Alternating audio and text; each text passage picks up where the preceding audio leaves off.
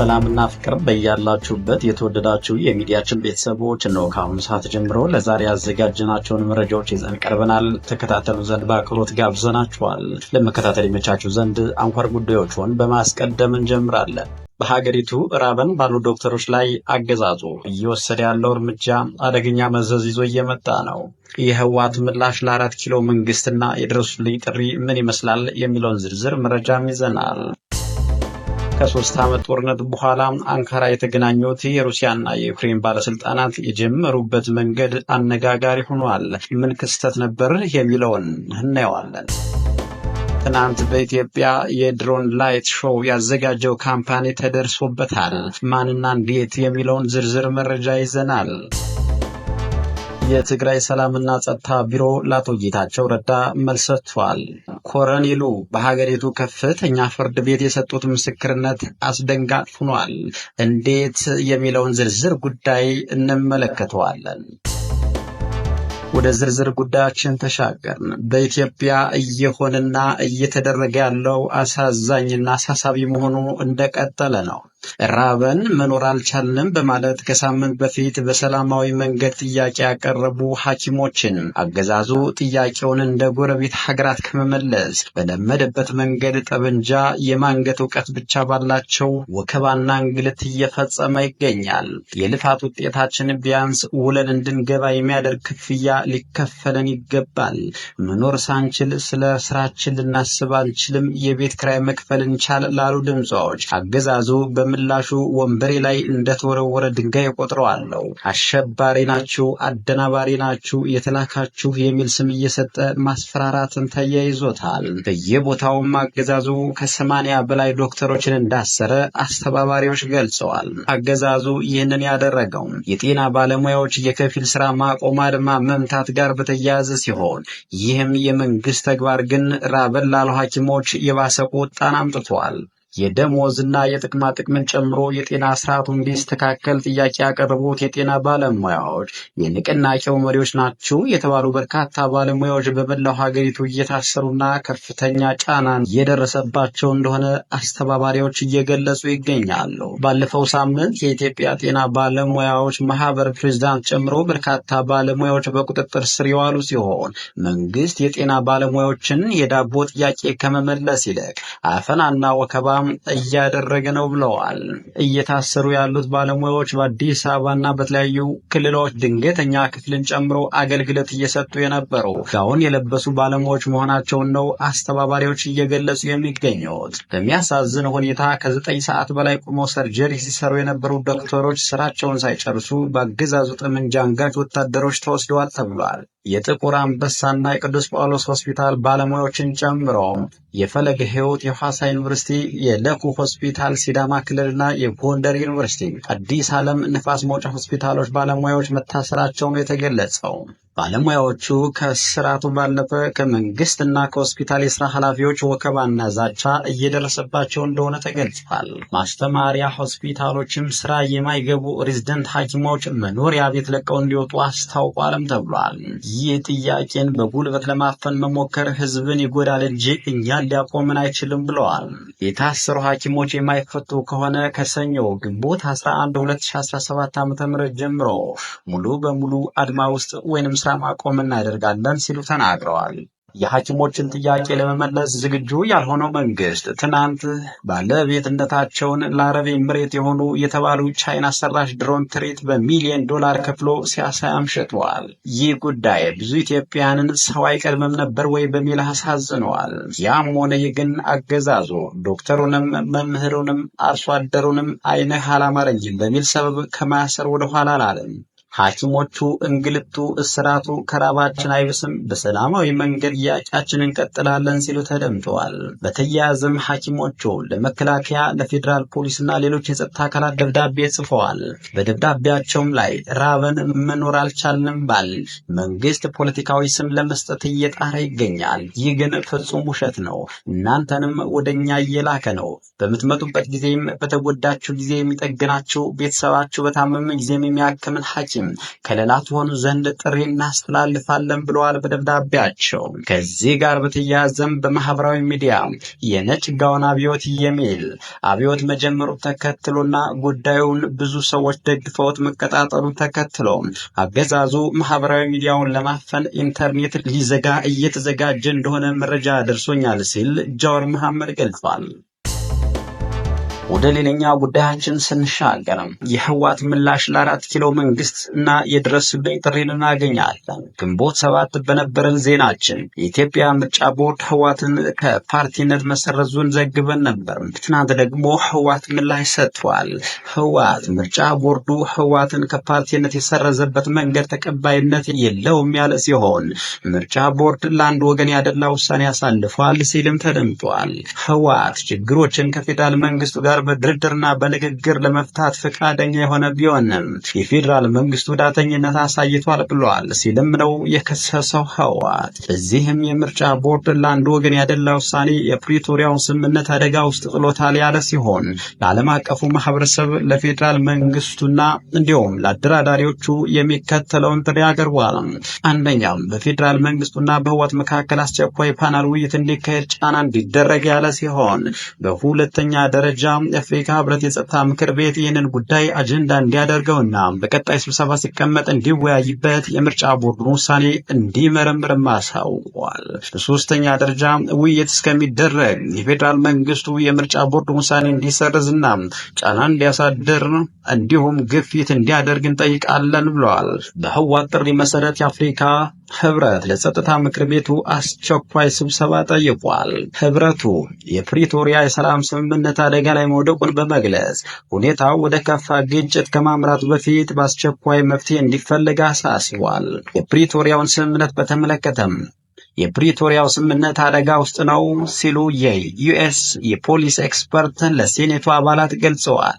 ሜ 13 2025 እንደ ጎርጎሪያኑ ቀመር በነበረው ስብሰባ በሴኔቱ የውጭ ግንኙነት ኮሚቴ በምስራቅ አፍሪካ ላይ ያተኮረ ችሎትን በተመለከተ ንግግር ያደረጉት የውጭ ግንኙነት ምክር ቤት ባልደረባ ሚቬል ጋቪን በኢትዮጵያና በኤርትራ መካከል ያለውን ደካማ የሰላም ሁኔታ አስጠንቅቀዋል።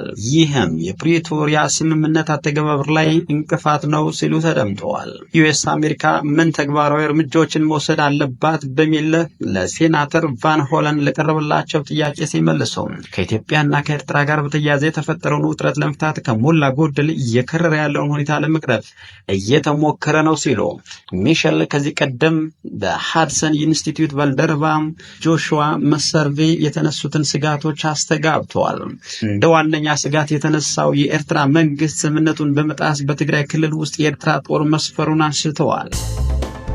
ወደ ሌላኛው ዝርዝር ጉዳያችን ስንሻገር የዩክሬን ፕሬዝዳንት ቮልዳሚር ዘለንስኪ ከሩሲያ ባለስልጣናት ጋር ለመደራደር ቱርክ አንካራ ተገኝተው ተነጋግረዋል። ቱርክ አንካራ የተገናኙት ባለስልጣናት የተለየ ውጤት ማምጣት ይችላሉ ተብሎ ባይጠበቅም ነገርየው ግን ትልቅ እርምጃ ነው እየተባለለት ይገኛል። ለሶስት ተከታታይ ዓመታት በድሮንና በጀት አንዱ ያንዱን ሰማይ ሲያርሱ በምድርም መድፍና ታንክ ሲያስወነጭፉ የከረሙት ሩሲያና ዩክሬን ድርድሩ በኢስታንቡል ተጀምሯል። የሁለቱ ሀገራት ባለስልጣናት ውይይቱን የጀመሩት ምንም አይነት ሰላምታ ሳይሰጣጡ ነው። ወደ ተዘጋጀውም ዝግጅት ቀጥታ ያመራው ይህ ክስተትም ብዙዎቹን አነጋግሯል።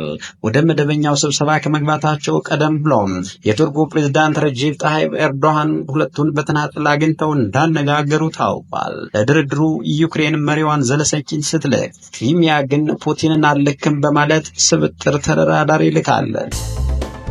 ወደ ሌላኛው ጉዳያችን ስንሻገር የኢትዮጵያ መንግስት የአፍሪካ ቀንድ ቀጠና እያተራመሰ ነው ስትል ኤርትራ ለአሜሪካ መንግስት ቅሬታዋን አሰምታለች። ኤርትራም ስሞታዋን ያሰማችው ግንቦት 13 የተሰበሰበውን የአሜሪካ ሴኔት የውጭ ግንኙነት ኮሚቴ በምስራቅ አፍሪካ በኢትዮጵያና ኤርትራ መካከል እየተጋጋለ ስለመጣው ግንኙነት እንዲሁም በኤርትራ በኩል አሳሳቢ ወታደራዊ እንቅስቃሴ ስለመኖሩ መጠቆሙን በመቃወም ነው። ከአሜሪካ የኤርትራ ኤምባሲ በኩል በወጣው በዚህ ይፋዊ መግለጫ ኤርትራ የጦርነት ዝግጅት እያደረገች አይደለም።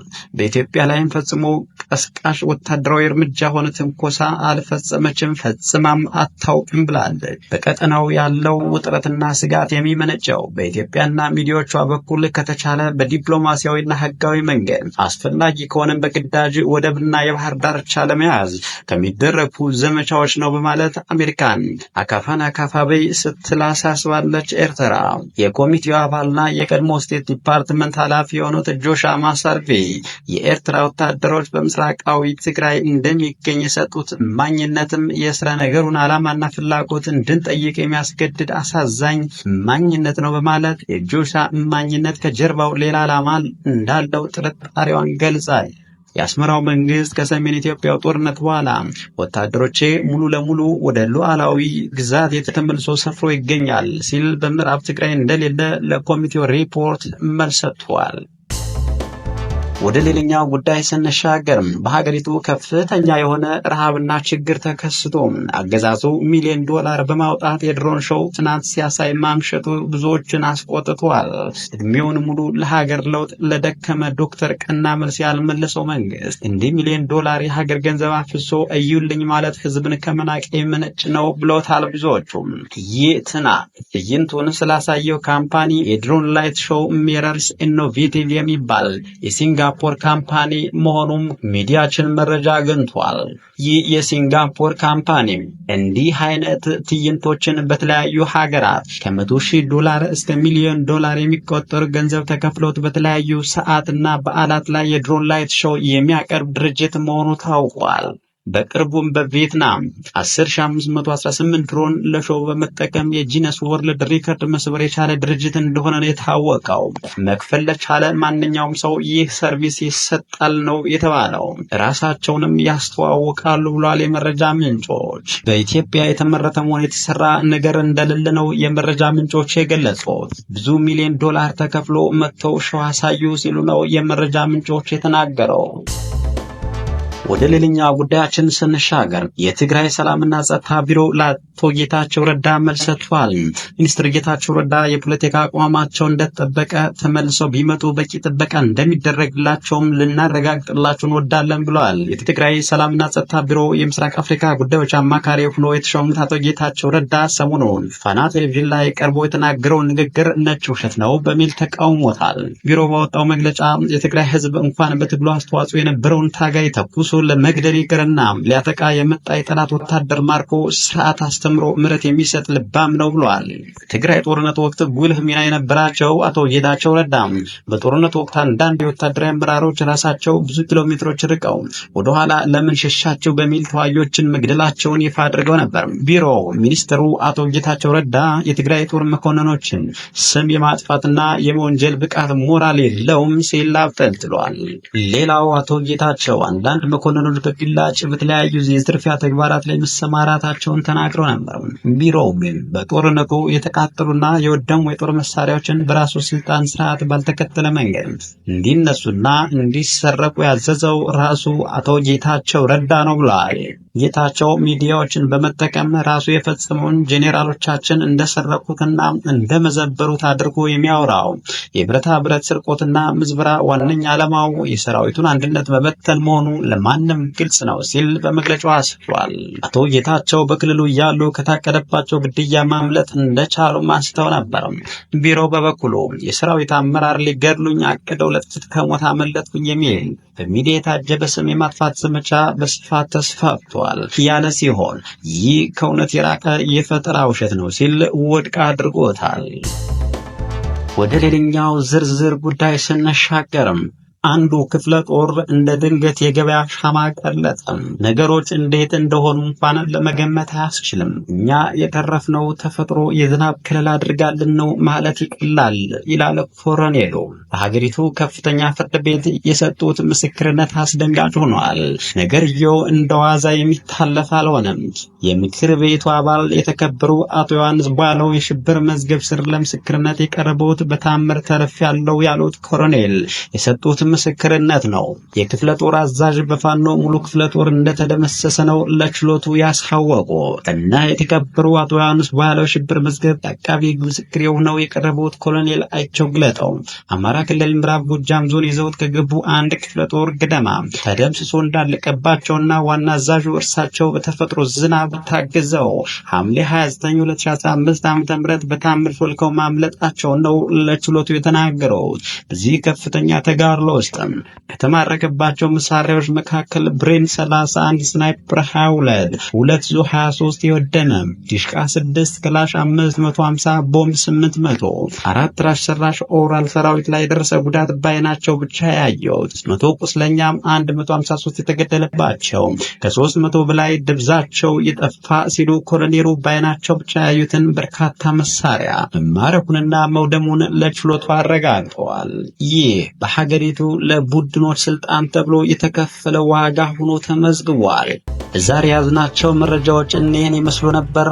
ቸር እንቆይ።